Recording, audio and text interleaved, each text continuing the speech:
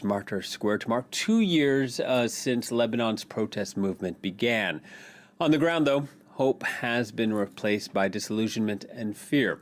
Since the 2 years ago, several prime ministers have come and gone, but none of the protesters' demands have been met. And last week, at least 7 people were killed in street battles triggered by an investigation into the Beirut port explosion. For more, we can cross to Beirut and speak to our reporter, Claire Paclan. Hello to you, Claire. Tell us a little bit more about what's going to happen today in the capital. Well, here I am, Will, at Martyrs Square. This was the hub of the October 17 revolution, as it's known. It was known as revolution, but of course many, in fact all of the demands of the citizens who put together that citizens movement, those demands have not been met. They wanted an overhaul of the corrupt political system. They haven't got that. They wanted an overhaul of the economy.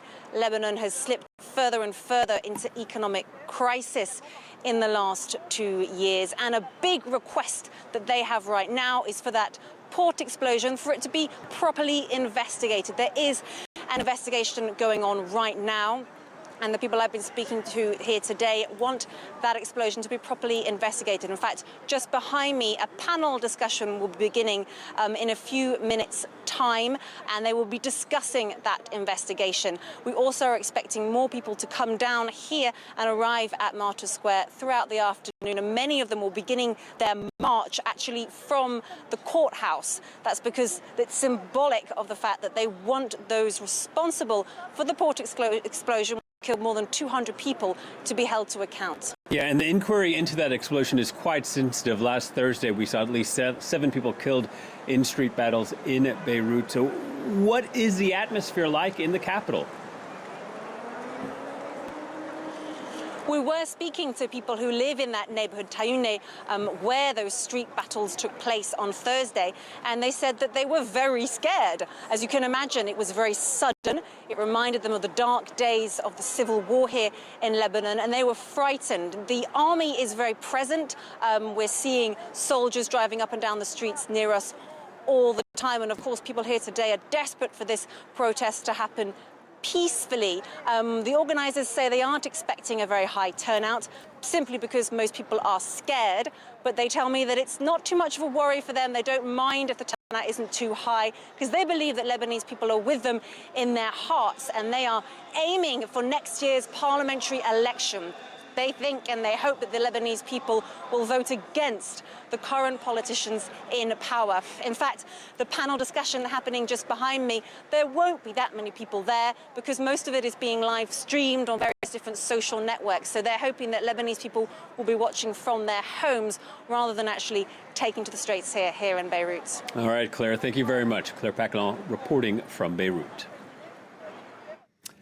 Well, Emmanuel Macron condemned a deadly crackdown by Paris police 60 years ago that killed possibly hundreds of French-Algerian protesters. On Saturday, he became the first French head of state to take part in the commemorations of the massacre, and tributes continuing today. Didier Lallement also became the first head of Paris police to take part. He laid a wreath near Saint-Michel in a ceremony that was also attended by the Paris mayor Anne Hidalgo. Luc Schrigo takes a look back at the tragic events of 1961. In 1954, the National Liberation Army in Algeria launches the War of Independence against French colonialism. In reaction, French Prime Minister Guy Mollet gives full powers to the army. It intervenes rapidly and violently. Officers use torture on Algerian detainees. The entire Algerian question plunges French politics into crisis, ultimately putting an end to the Fourth Republic. Its replacement, the Fifth Republic, begins in 1958 with the arrival of General Charles de Gaulle. He makes a speech in which Algerians perceive signs of flexibility, and they turn out demonstrating for independence. They're led by the National Liberation Front, which extends protest actions to mainland France. Algerians, then called French Muslims of Algeria, are placed under an 8 p.m. curfew. On October 17, 1961, they take their chances and head out into the streets. Maurice Papon is Paris's chief of police. Documents and other evidence demonstrate the role he played in the repression and killings of protesters. Some are shot dead by the police, others drown, thrown into the Seine River. 60 years later, the French state acknowledges what happened and continues the painful work of examining the darkest corners of its involvement in Algeria. Well, for more, we can speak to our international affairs editor, Angela Diffley. Hello to you, Angela. We saw Emmanuel Macron go further than any other president yet, but did he go far enough? Many people feel he didn't, and many people feel he did. He said that this was a crime, and he said that it was inexcusable for the Republic. That said, some people wanted him to go further in naming Charles de Gaulle. He said yesterday that the chief of police was allowed this crime to happen, but didn't name de Gaulle. And for some people, that meant this didn't go far enough. Having said that, Macron, before he was elected, took a very tough stance on France's role in Algeria. He said that it was the colonial period in Algeria was a crime against humanity. And that deeply offended very many people in France. A lot of people said, what about the doctors, the nurses, the teachers, all of the people who worked in Algeria at the time, admittedly, under a colonial administration, which is never good, but it was an insult. It was outrageous to suggest that their service was part of a crime against humanity. He has to think of the sensibilities of a number of people anytime he speaks out on the involvement of France in Algeria. There are these people for whom these bodies thrown into the Seine were a terrible, terrible, terrible, painful memory, which was completely covered up and at last has finally been acknowledged. There were also the Harkis, who he recently recognised France had betrayed. The Harkis were those in Algeria who fought on the side of France against the war, against independence. There are also French soldiers who are still alive who were involved in the Algerian War of Independence. And there are very many people who worked there. So he has to try and balance all of that whilst acknowledging real atrocities committed by France. And how have Algerians reacted to what he said? The Algerian government has put out a statement saying how it will look at its history with responsibility and suggesting that Macron's words yesterday weren't enough. That will come as something as a surprise to many people. Macron himself was reported by Le Monde suggesting recently, and the Élysée haven't denied this, saying to a group of young people that he felt successive Algerian governments had lived off their history of France's colonialism and that they had given a completely inaccurate version of events. That has not been denied by the Élysée. The Algerian government was pretty annoyed at that, and this is their attempt to say, we will look at things fairly. But a lot of Algerian historians point to the fact that they don't have access to archives either. Macron has said he will try to speed up the release of archives in France. Not much so far has been released. The Algerian government hasn't either, and the Algerians have not really paid much attention to the Black Decade either. That period of history has not been attended to in Algeria. All right. Thank you very much, Angela. Angela Diffley, our international affairs editor. Well, a day after launching a new political party, Ivory Coast's former president is to address his supporters. On Saturday, Laurent Gbagbo greeted more than 1,600 delegates in the economic capital, Abidjan. Now, Gbagbo returned to the country in June after his acquittal of war crime charges at the International Criminal Court was upheld. Now, the big question is, what's next? Yinko Yatade reports. Former Ivorian President Laurent Gbagbo making a political comeback. He was centre stage amid 1,600 delegates as he launched his new party, christened PPACI, or the African People's Party. A new pan-African venture that he hopes will reunite the left. This is an important day.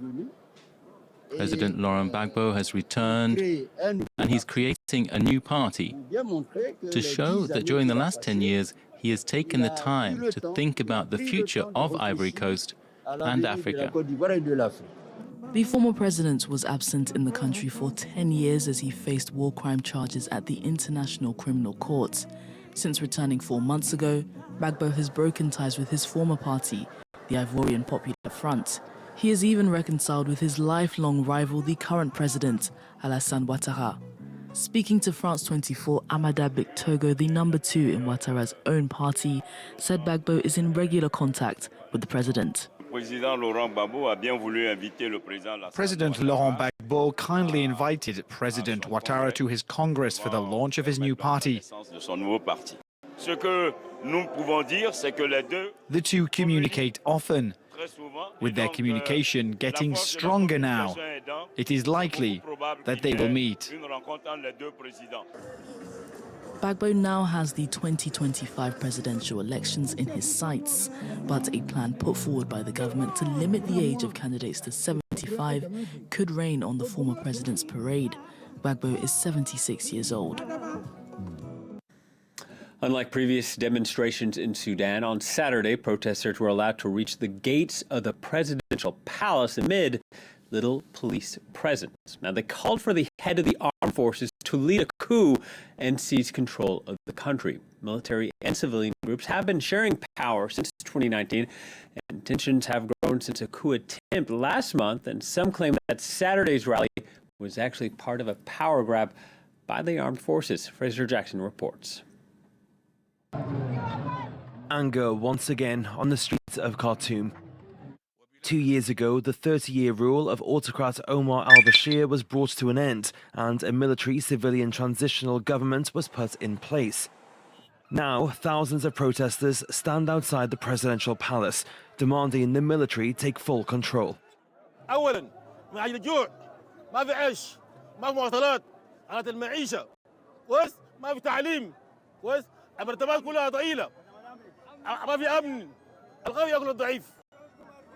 نحن داعين الحكومة تأمن الشعب السوداني مستقبله وحمايته وأمواله وأولاده وأسرته. خرجنا في هذه المسيرة إلا لحل الحكومة وإزالة الظلم. A former UN economist, Prime Minister Abdallah Hamdok's economic reforms have been backed by the IMF, but they have hit the pockets of many Sudanese hard. A slashing of fuel subsidies and a managed float of the Sudanese pounds may be needed to obtain a partial cancellation of the country's debt, but they haven't gone down well with the public. Inflation has also skyrocketed, reaching 422% in July, before easing slightly in recent months. A protest blockade at a main Red Sea port in the east is also causing the country to run low on medicines, fuel and wheat.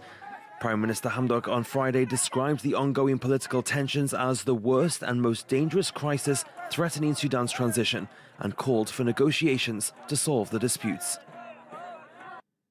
And finally, around 60,000 people from 145 countries took part today in Paris's marathon. Because of the coronavirus pandemic, the event was delayed by 6 months, but it did not disappoint. Kenya's Elisha Rotich set a course record for the men as he crossed the finish line in just 2 hours, 4 minutes, and 21 seconds. That's quicker than it takes me to digest a croissant. In the women's race, Tigis Memuye ran a time of 2 hours, 26 minutes, and 12 seconds, giving her the biggest win of her career. But we leave you with these images to pay tribute to all the men and women brave or crazy enough to lace them up and participate. That's it for this edition. Thank you for watching. Please stay tuned to France 24.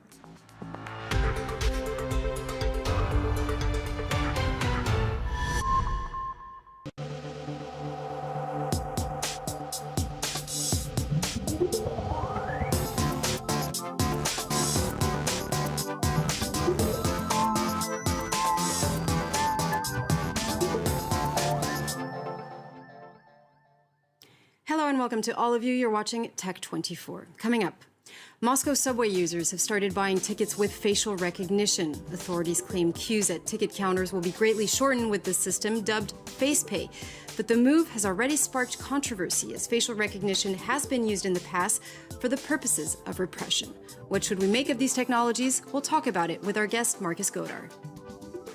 And in Test 24, we'll try a solar kit made by Orange. One country it's being used in is Cameroon, enabling people to stay connected 24/7 despite regular power outages. Now, it sounds like science fiction, and yet in Russia, a facial recognition payment system has just been rolled out in the capital's subway. Users no longer need their phones or metro cards. Cameras can scan their faces, which are linked directly to their bank cards. Authorities say the only goal is to shorten waiting times. Facial recognition is already widely used in Moscow, especially in supermarkets. Our correspondents in Moscow report. You stand on the sticker on the floor, keep still, look at the camera, and go through. No more queuing for metro tickets or passes. These facial recognition cameras allow people to pay for their ride on the Moscow metro via a smartphone app. You have to upload a photo into the app. Once the app approves the photo, you just have to put in your bank details to pay for the trips. Operating alongside more conventional payment methods, the Moscow Metro says this new system will help save time, amongst other advantages. It's designed so that passengers will spend less time in queues and offer more ways to pay for their trips. And also, it's entirely contactless, which is a very important advantage right now, with the pandemic ongoing.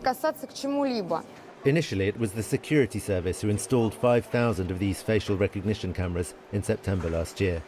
The metro company then decided to take advantage of that and equip the cameras with the FacePay technology.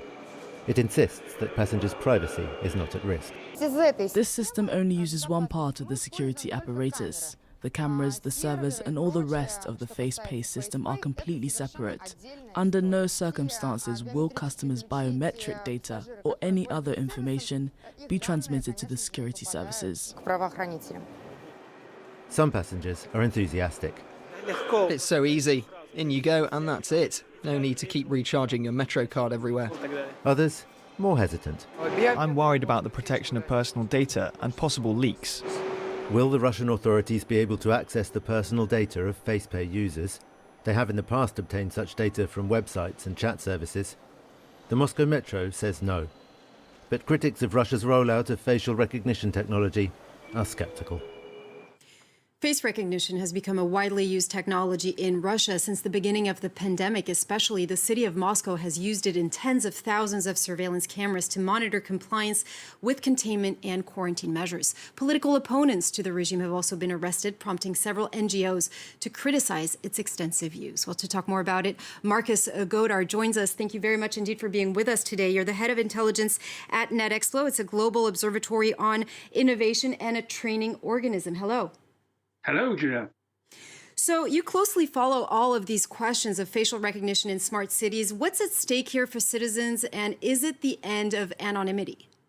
Well, it could be, because it's very hard to hold out against any technology that delivers convenience and makes our lives easier. But that technology often has a darker side. If we look at what's happening in China, where facial recognition is already in use just to go through entry barriers in transport to gain access to university campuses or public buildings, we see there's a possible almost dystopian future ahead. Because if you imagine you take the facial recognition that's been deployed in that country and you mix it with the social credit system that's already being rolled out, then you can have a very dark future. Remember that the social credit score is a system whereby every individual is rated on how good a citizen they are, and their score can go up or down, the facilities that the state delivers them can be adjusted accordingly. You can, for example, be refused entry to domestic flights if your score isn't good enough. You can imagine facial recognition cameras on every street, looking at you when you cross the road, monitoring your slightest movements. That could be a very dark future indeed.